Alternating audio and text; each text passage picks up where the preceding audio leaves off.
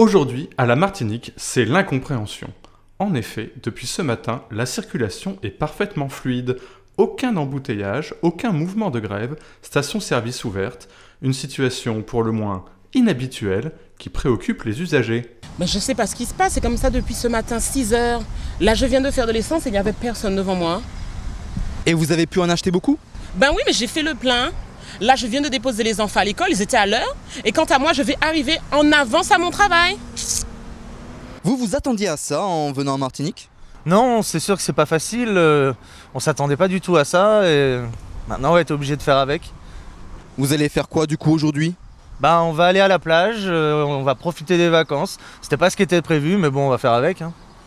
Madame, situation inhabituelle en Martinique, station-service ouverte, pas de grève. En tant que chef d'entreprise, qu'en pensez-vous? Mais si tout le monde circule librement, ça risque de faire fonctionner les entreprises, ça risque de créer des emplois. Quelle solution alors?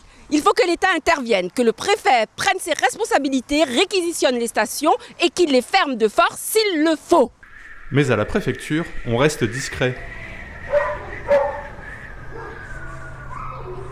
Pendant ce temps, si chacun tâche de faire bonne figure, certains en subissent déjà les conséquences, comme ce gérant de station-service que nous avons interrogé.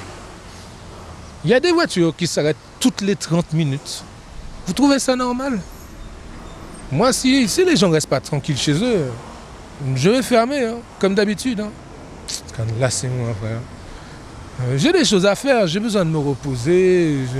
J'ai des choses à faire chez moi. J'ai pas que de l'essence à faire pour les gens. Et partout dans l'île, la même scène se répète. Les pompistes accueillent les automobilistes, lesquels repartent aussitôt, le réservoir plein, l'air exaspéré. Et cela ne touche pas que les usagers de la route.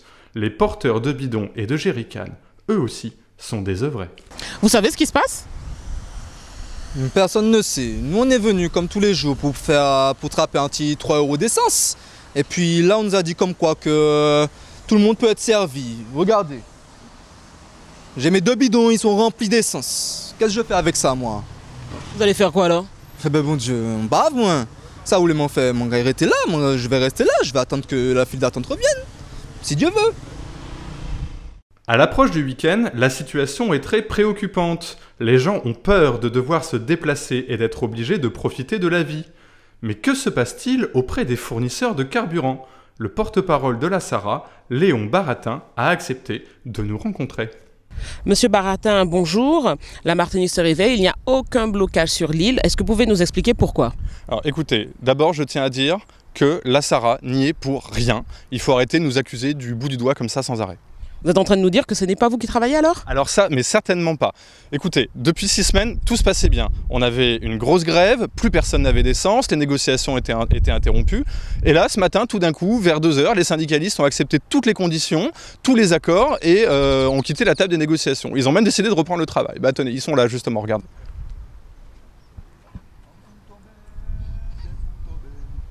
C'est pas nous. Pourquoi c'est toujours nous qu'on pointe du doigt comme ça, hein?